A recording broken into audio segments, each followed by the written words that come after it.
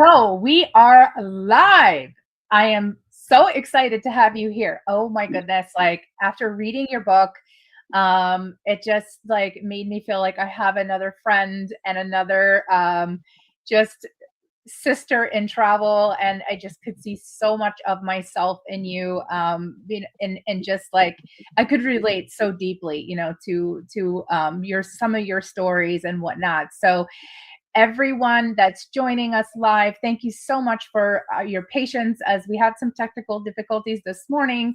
But I met Angela through this solo travel group for women, that she was a member, and she had made a post about her book, and I was super excited to get my hands on it.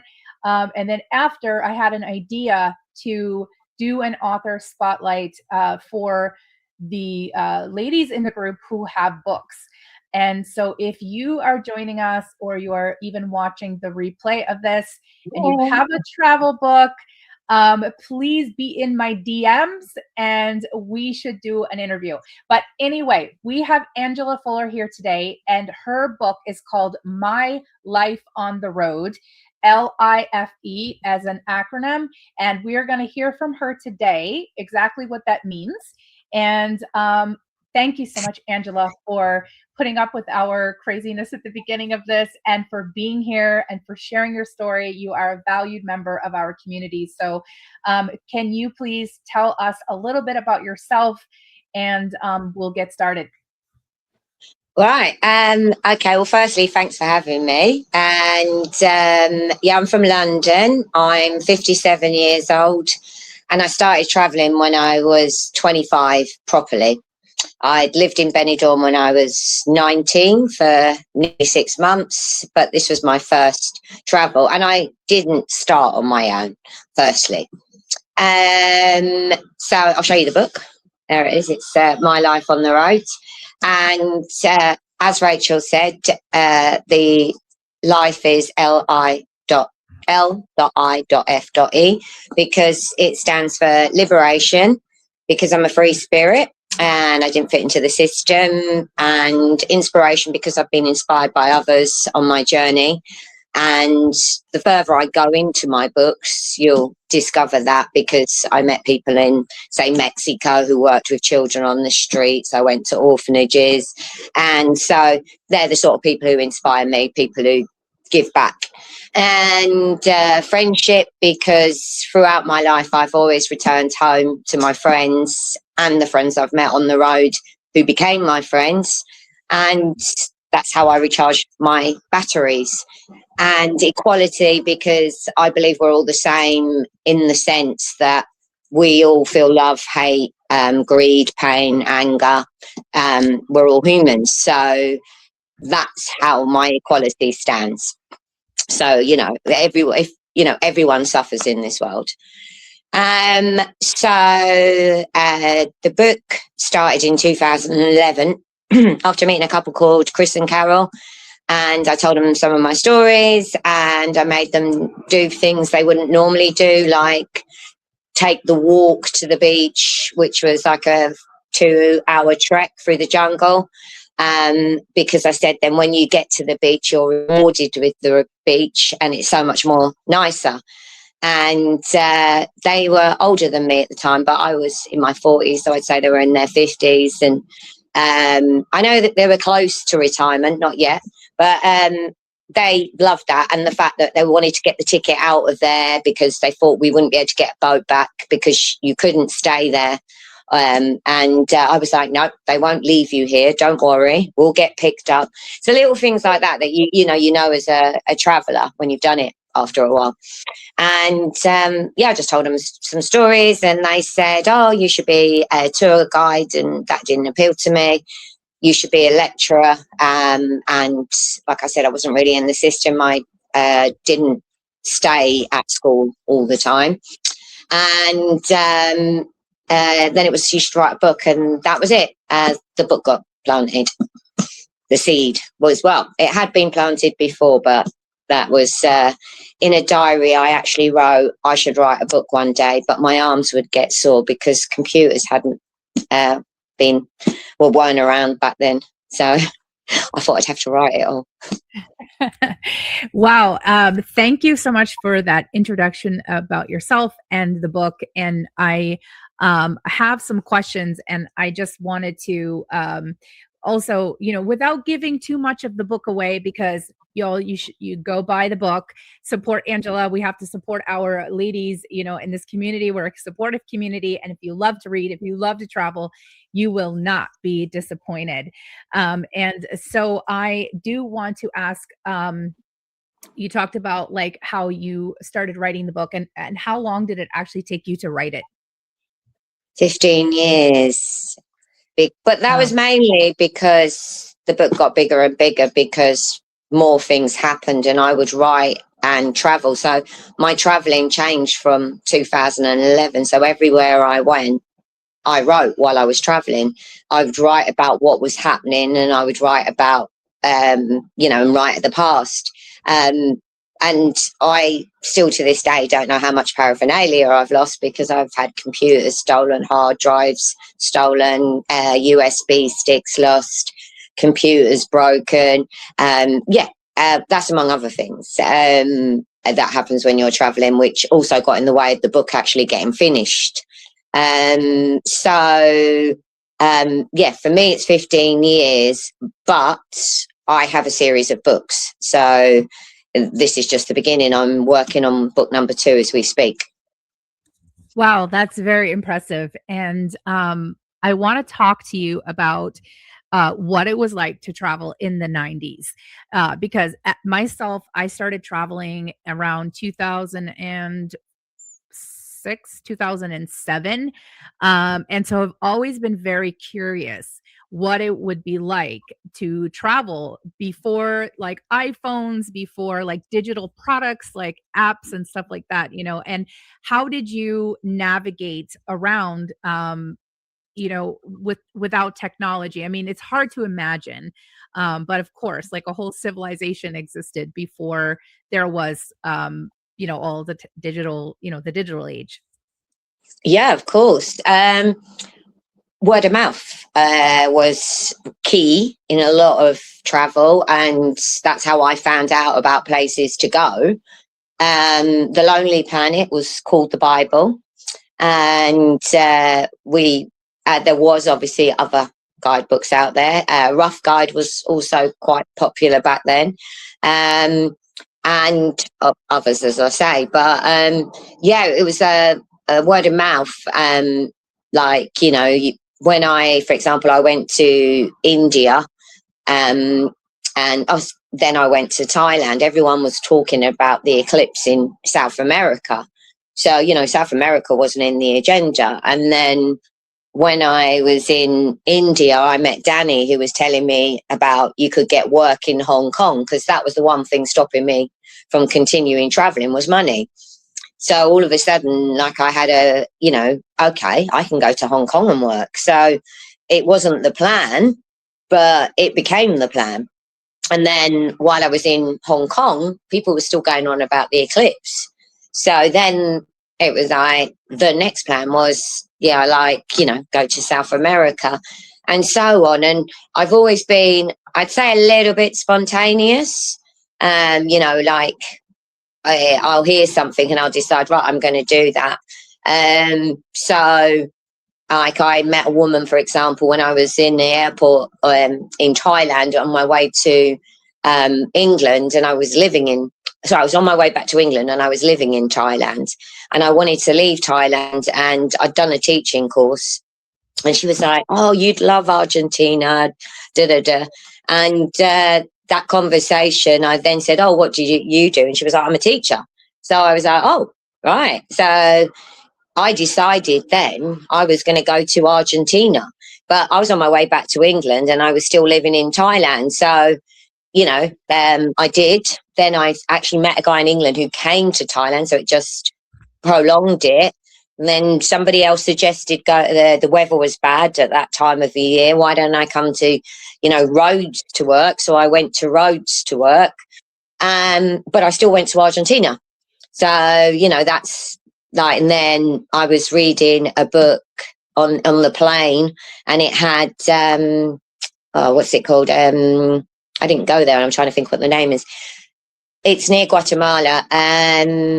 Oh God, I can't remember. So many places I've been to, but I didn't go to this place. But I saw a magazine on it, and it was in Central America. So I went to Central America. I watched I've always wanted to go to Japan, but I watched Joanna Lumley, and then I was like, right, she's gone there. I want to do that. I want to do that. So when I see things, I think, yeah, or hear about things, but definitely it was word of mouth, like where you found out. Wow, that's pretty amazing. Take a kind of a peek back into what things were like back there.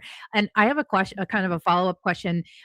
Did you like have like a bucket list of places that you wanted to see, or did it just kind of develop over like as you moved through the world and like lived in different places or visited different places? Like, like a lot of us now, we have like, a running list on our notes app, right? Of like all the places we want to go, or saved Pinterest post or Instagram post of, all the iconic places that everyone's traveling to. But for you, like, did you kind of have an idea from the beginning of when you started traveling, or did it just develop?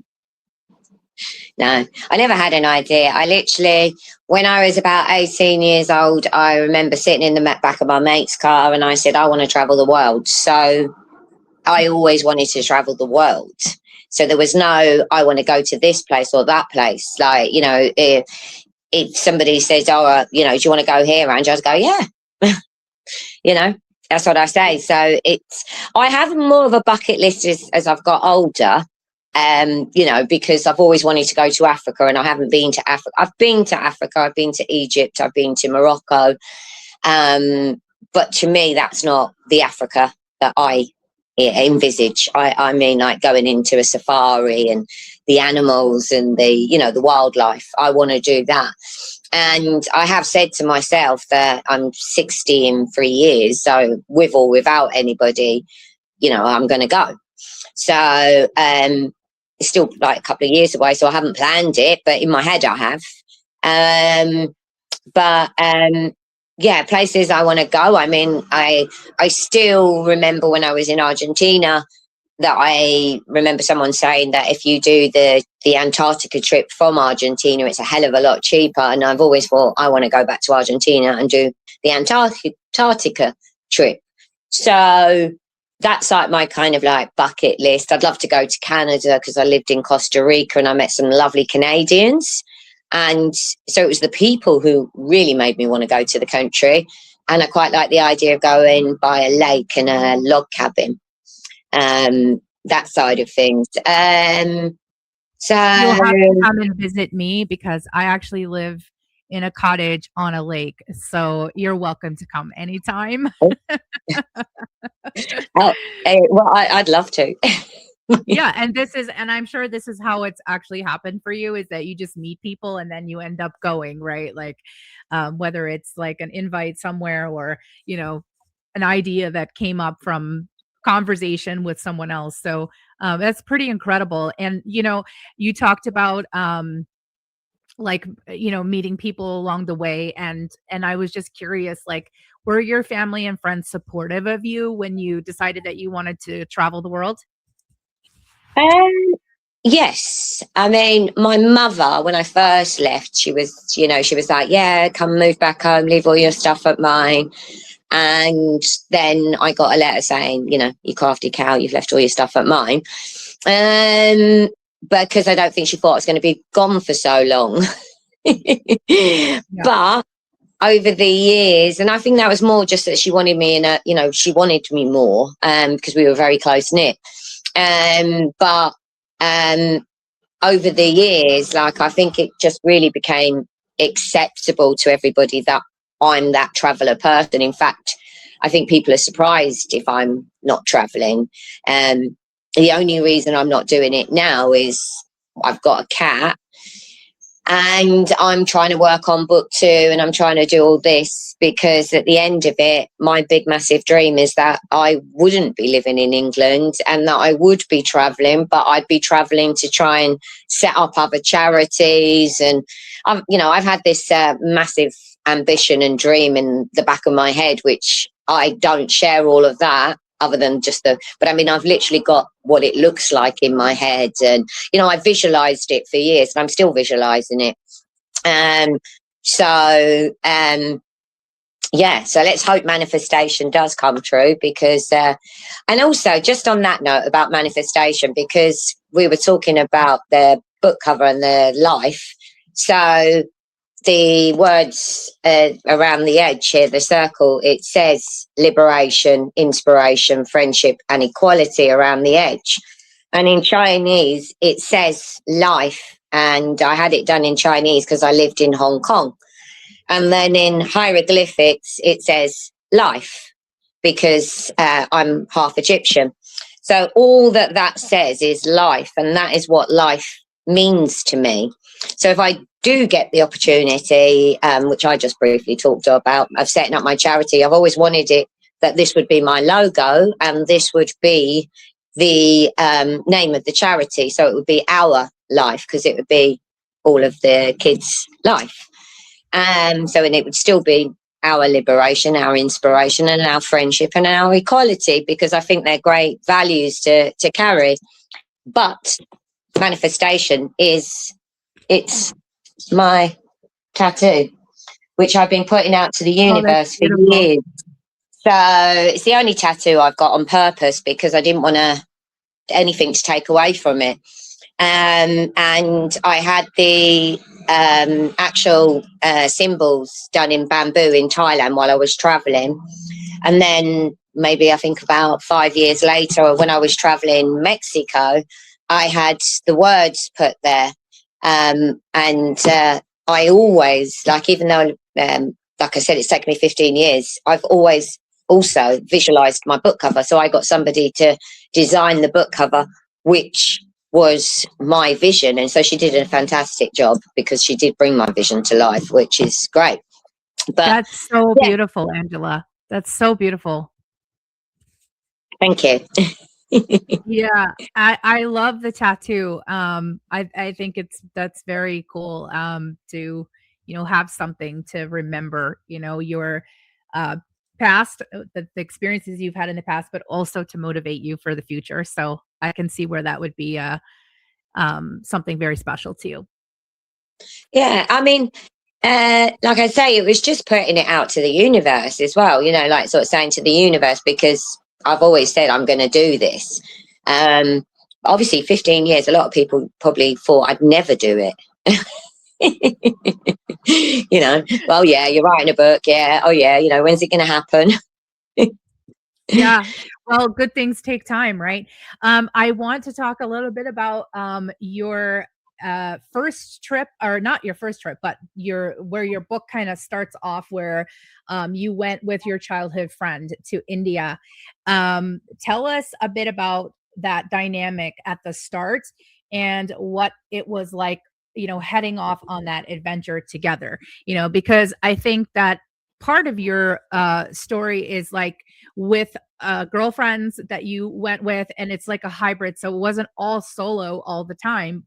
You've had many different experiences within travel, and what was that like? I mean, you know, it ultimately, you know, you parted ways, but you know, what was it like in the beginning, and then like today, like, do you guys like still talk? Like, have you like resolved any of that? How did that go?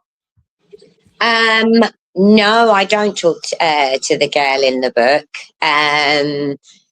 but not until many years later. Yeah, traveling with her was difficult, and so, but I wouldn't say that traveling with a friend is always difficult, because in my second book, I go traveling alone. However, a friend comes to meet me and I travel with her, and you know, I had the best time traveling with her. But then I went off and I traveled on my own. And also, so I went off traveling on my own. Then I went to India with a friend, and after we'd seen the eclipse in India, so I saw an eclipse in India, I'll say that much. We then I left everybody because I'd done Rajasthan already. I'd been to India once. So I actually left everybody, and I checked in the Lonely Planet, and it said the least traveled part of India was Gujarat. And Gujarat was like where mainly all the Indians from Wembley came from, which is where I was brought up. So I thought, oh, let me go and find out about where they come from. So I went and travelled Gujarat on my own, and then I caught back up, bumped back into my friend, literally, in India. And then we made our way back to go and catch up with everybody. And then my friend turned up again. So, and then I think I left her. So I was in and out, but after about, I think, like, you know, after a certain time, like a lot of my friends, like, you know, went home and settled, you know, like after, you know, a certain time, people stop traveling, you know, they go home, they get married, they do all the sensible things. And I went and lived in Spain. And then after that, I started everything back up again after Spain, and I started traveling again. So, yeah, and I did probably nearly all my traveling on my own. Wow. You mentioned about India. That is a very intense country. What was your first impressions upon arriving there? Wow. India. I got given one piece of sound advice, and I mentioned it in the book, and it was when someone said, when you have a high, you have a high. When you have a low, you have a low. And there is no middle ground in India. It's just, I kind of like got a love-hate relationship with India. And I would never not tell anyone to travel that country because I've got a love-hate relationship. I just would say be careful. And I don't think it has developed that much in the, you know, years, maybe financially, in, you know, but it's, as I say, it's extreme. So it's like the rich will probably be getting richer and the poor will still be poor. There's not the middle ground. So, you know, smells, you'll smell the most amazing smell, and then you can smell the most rancid smell. Beauty, you can see the most beautiful thing, and you can see the most ugliest thing, the most you know, it's like, you know, someone can be really nice, someone can be, you know, you also in India, it's very hard to go on judgment, which a lot of us, you know, it's built into us. You know, you know, you kind of like think, oh yeah, that person's being nice, so they're nice. But that's not always the case. So you've got to have your wits about you. So that's why, you know, it's a hard country to travel, because like you could be on a high, and then, you know, you just go crashing down in that country. But you spent how many months there in total? In total, I've been to India 3 times, so I've spent 11 and a half months in India. What kept you going back? What do you think that was that like kept you there that long, or kept you going back? Because the first time I went there, I loved it. I really loved it. And, you know, other than the person I traveled with, I didn't really have so much trouble in India. And then the second time I went there, I was loving it until it went, you know, sort of tits up. And then it just, as I say, when you're on a low, you're on a low. You know what I mean? And I left that country with like, get me the F out of here. And I was on one of my lowest ever in traveling. And I was lucky, you know, I got on a bus, and there was 2 Israeli guys, and I think they knew I needed a friend. And every time we got off the bus, they were like, come sit with us. And, you know, it was a hair-raising ride through from India into Nepal, and, you know, proper hair bends. And I think someone got robbed on the bus, and, you know, it all happens. And yeah, but then when we got there, they helped me find a, you know, they were staying somewhere already, but they helped me find a place to stay. They came back and, you know, took us out for dinner, hung out with me in the day. And I got, because we didn't have any communication with the outside world, like none. You know, it was like you didn't have mobile phones, you didn't have the internet. Phone calls were an arm and a leg, literally. I mean, I've got, because I kept diaries, that's how I could write this book as well. I mean, I've got one where it said I rang home and it cost me £10 for 3 minutes, you know, and £10 back then, that's like, especially in somewhere like India, gosh, you're talking, you know, over a week. Accommodation and food, you know. So, because we were paying pounds, and well, maybe not a week, sorry, a few days, because we were paying pounds for the room and, you know, pence for your meals. So yeah, I got 17 letters. This is what I was going to say, and then that was it. I was in another country, so, and Nepal was beautiful, and so yeah, that just brought me right back up again. Nepal is definitely on my list of places to go as well, and I've heard a lot of people say it's such a great place. So that's another vote for Nepal. And I do have another question about so okay, so after you left India the first time, you went to Thailand.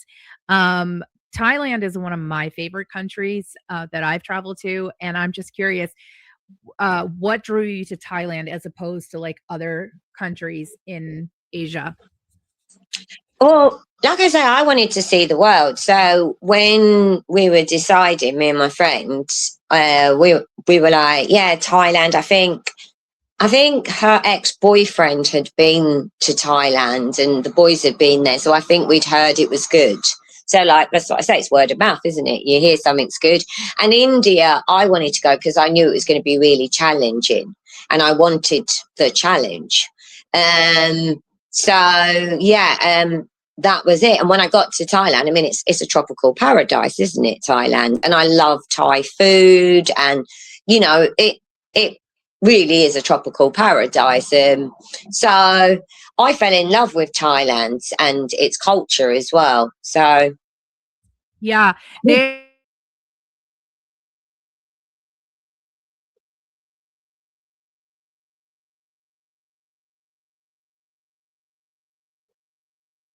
and you frozen. Ah, I think we had a little internet issues, but I think we're back. But no, as I said, Thailand is just so lovely and they're just so full of amazing people. They're some of the happiest people that I've really ever come across as well. Like a very happy country. oh yeah, Um, that's why it's yeah. called the land of smiles. Yeah, absolutely.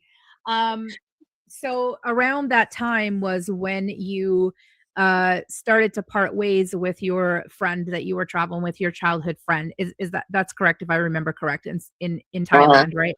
Yeah. Mhm. And then you took a journey to Hong Kong and that's where the guy who you had met recommended that you go work there.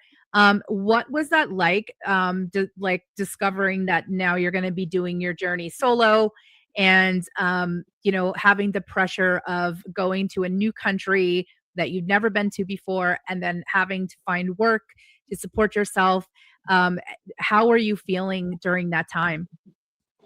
It was stressful. That's all I will say. It was very stressful because I turned up in a hostel and it was like literally I had like a couple of $100. So it was make or break. I knew I had the flights home. So I had, you know, I think I probably had less than 2 weeks to find work. So I literally was just looking day and night for work and I was going everywhere looking for work and, you know, so yeah, it was stressful. But I mean, Hong Kong was very much a party place. It was, you know, like everybody partied, everybody earned money once you earned money, and everybody, I think, was young, pretty young, and just wild. So yeah, Hong Kong was a real party place, and I mean, some of my friends, most of my friends actually, I met them in Hong Kong and I'm still friends with them today. But I mean, I reckon you'll find so many people's memories are hazy because it was so wild. Yeah, I love the party scenes in your book. You know, it's so fun to live vicariously through someone else's experience, and especially from kind of an era that's just pre like before me, and to like kind of see like, because I know how things are now, but what were they like back then? And like, I'm super cautious about things, and of course I always have my phone on me or like whatever. And it's like I thought about like when I was reading the book, I was like, wow, like you just didn't know where you were gonna end up. Like like when you go out on a night now with your girlfriends or whoever, you have your phone, you can like Google Maps and like, and get from place to place. But I think there was like one place maybe in India where you talked about like getting on a boat and then like it was like a party like In the after you fortress. went. Yeah, and I was like, "Wow, this girl is so brave." But when you're in the moment doing things, like you don't even think, right? Like you just go and do things, and But so I bet that was fun. there was a massive, like, like the bus was full of party people, so you were part of a convoy. It was like a big scene in Goa. They had the I think it was acid techno or something like that, and there was global DJs coming over from Israel and all different countries to play there. Go and Trance, I think it was in India, yeah. And it became a massive scene that people would go back every year just for them parties. Same as like the full moon party, they obviously had massive followings as well. So there wasn't really, it wasn't dangerous because everyone was there to party and everyone was, the predicament was like, yeah, getting home, because you were in the middle of nowhere. And it's like, like what I said at that party, There's no Ubers. we waited for a bus and the bus never came. So yeah, we walked, but we went to another party in India another time when I went back to India, and we went 120 kilometers on motorbikes.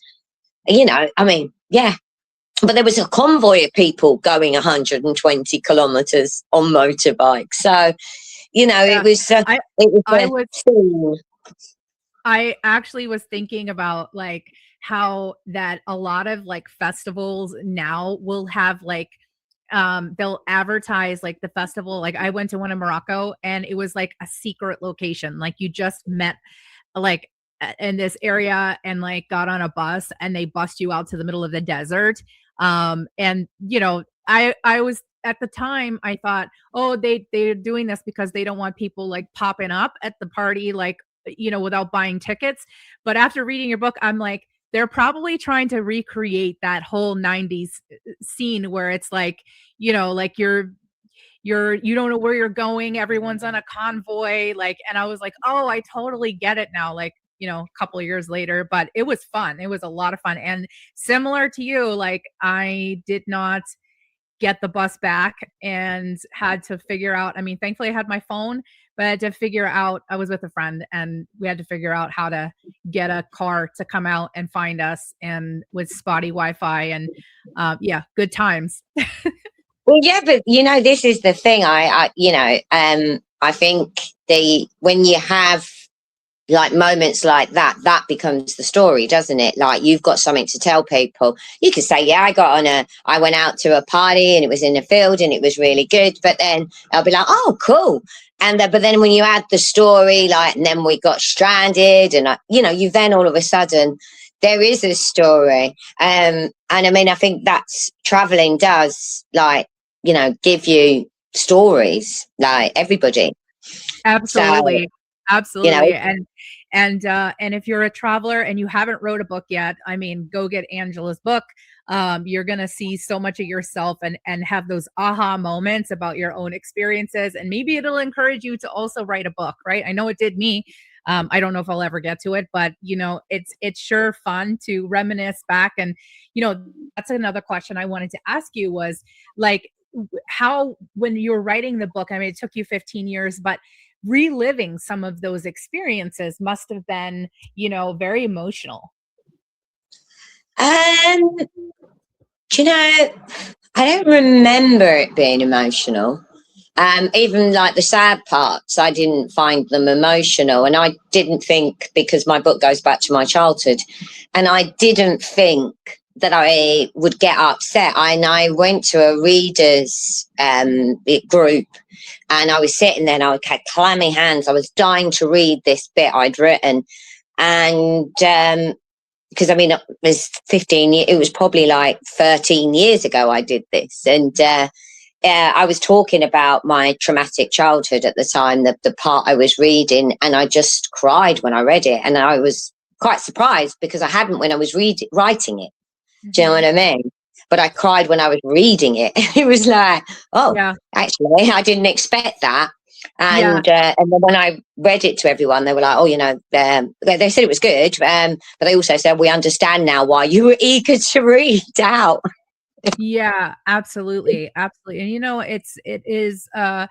it's your life, and if we all put our words down, like our life experiences down on a piece of paper, and actually read it back, you'd feel bad for that little person, teenage person, or, you in your 20s, or, because some of us have some sad things that's happened. But what made you decide to write a book? I know you said that you met someone, but what actually kind of was that kind of kick in the rear that said, I'm going to get this book out? And, tell us a bit about that.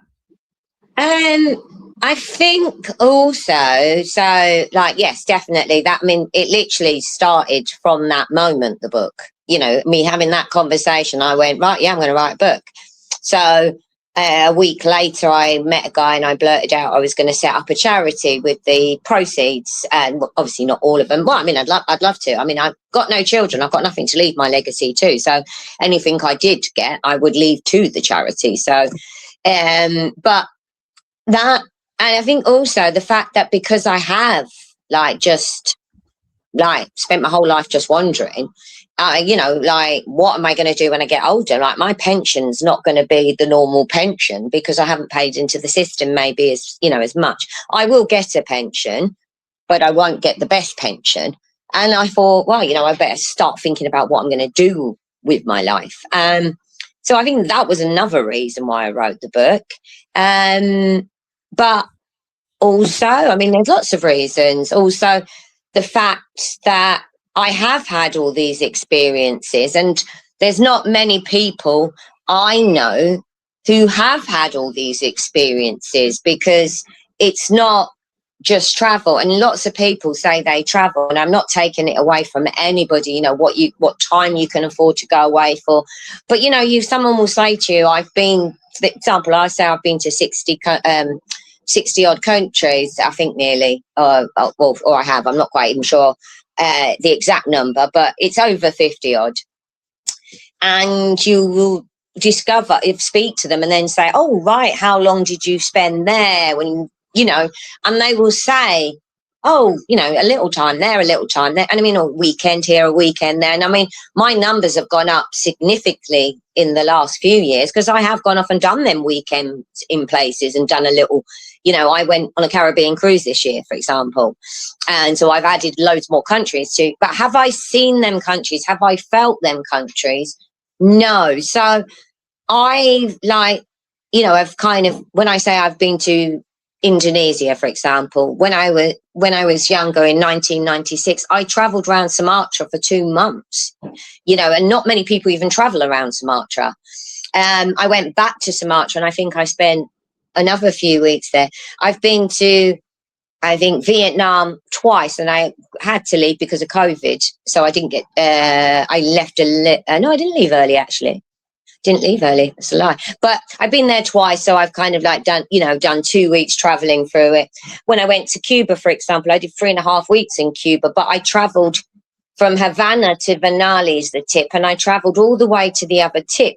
So then when I speak to other people and they say, yeah, I've been to Cuba, and you'll go, where have you been? And they've been to one beach and Havana. So it's like I've traveled the places, so it's more about feeling the places and the experiences. So, and I've done things like I've seen a solar eclipse. I've I've sat with junkies in India. You know, not every girl can say they sat with junkies. I've sat with gang members in Nicaragua, and definitely not many people will tell you they've sat with gang members. I've also sat with triads, another gang member. So I have done some stuff that some girls wouldn't have done. And I've kind of like spent, you know, and also when I was I went to the Philippines, I think I spent 2 months in 1.5 months traveling around Palawan. So you kind of get to feel the places more. You get to know the locals. Like I was writing my book in Cambodia, and I stayed in a village in Cambodia. And so, you know, I'd go to the local shop. I got to know the local people, you know, and that's more like you get to feel it more. And I'm saying that I know there's people out there who do it, and I'm not the only one who's done it. And so it's just, I've got lots of stories is what I'm trying to say. So I think I wanted to tell him. Yeah. That it's amazing. How many countries have you been to? Have you kept track of that? Like, I think it's 57, I think. 57. Wow. And, you know, and also to like taking into consideration what you just said, that you go to these places and you stay for, you know, more than a weekend for the majority, right? Like you're actually slow traveling, which is amazing. And I think that is one of the best ways to travel if somebody has the opportunity to do that, because not everyone does. You know, we have responsibilities, whether there's family or, work or whatever.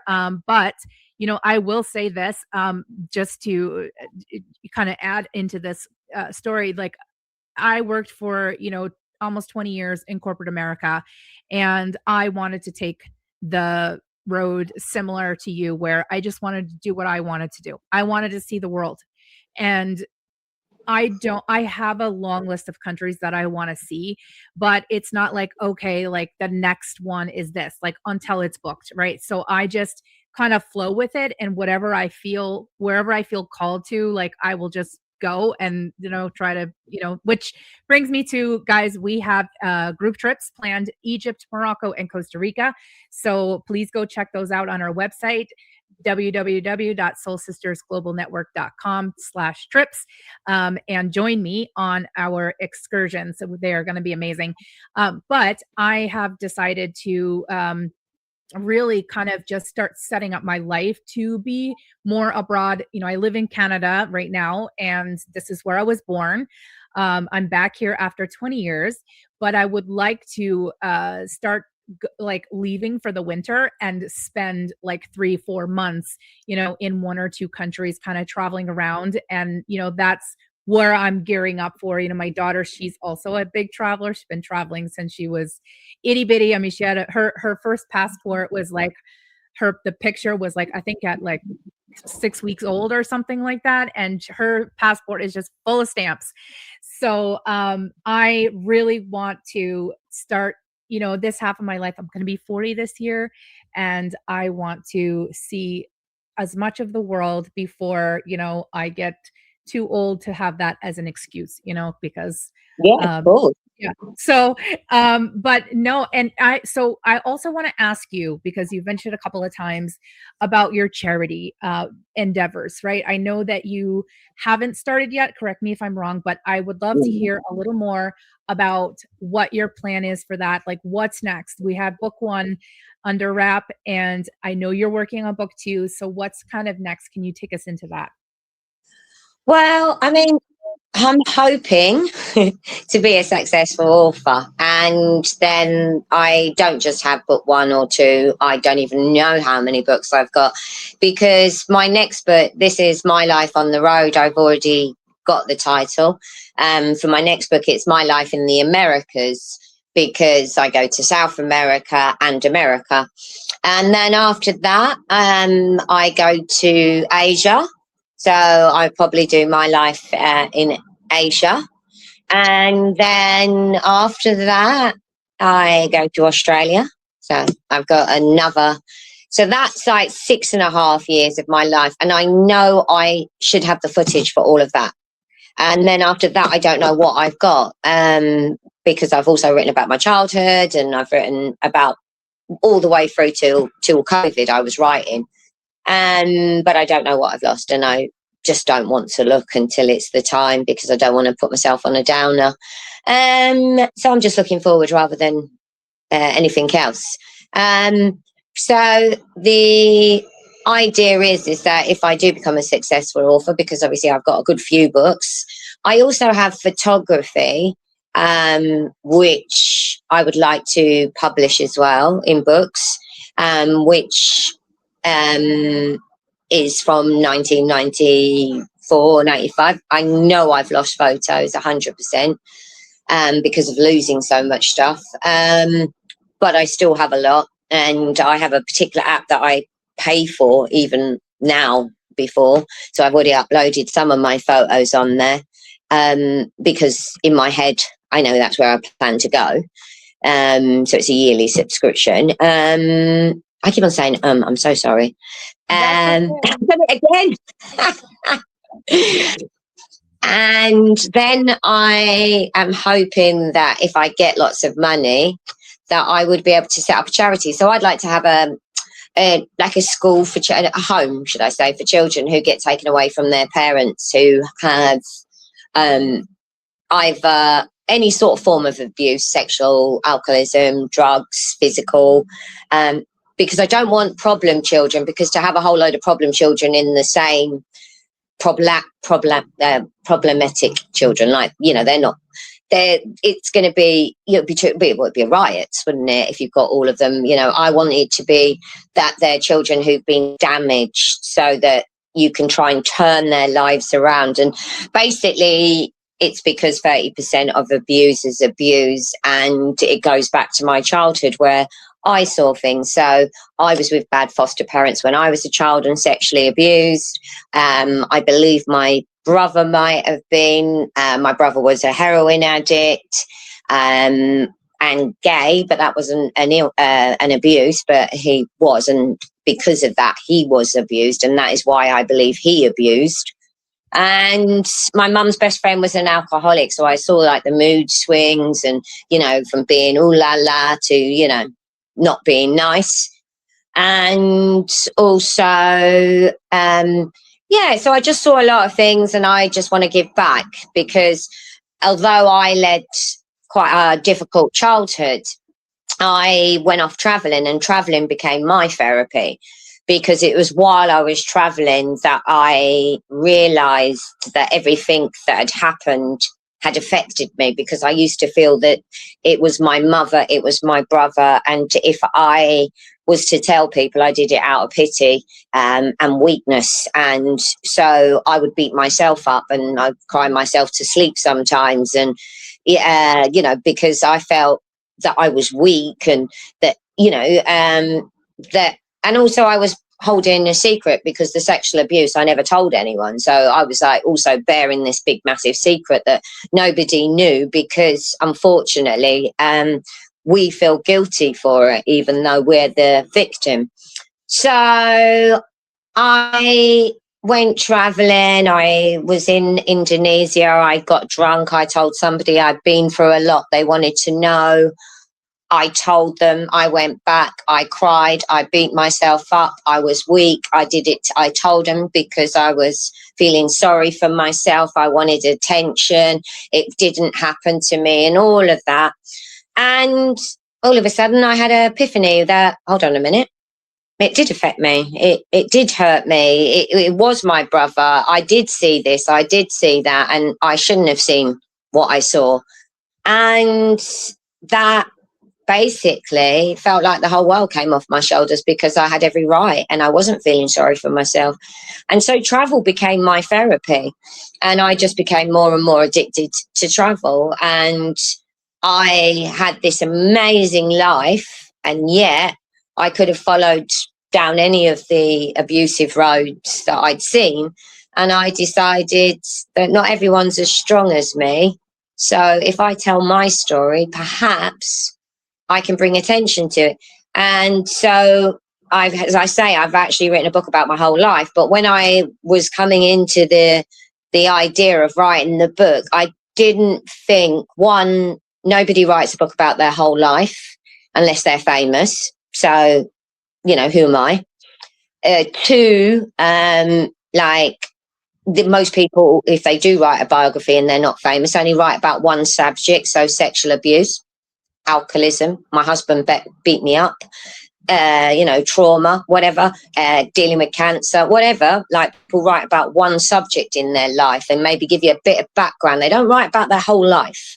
And that's what I want to do. So I thought, well, how am I going to get into the market? And I know everybody loves travel. Travel was my therapy. So let's start with the travel. And once I become a somebody, then maybe people will then be interested in knowing who I am. And I can then print them books.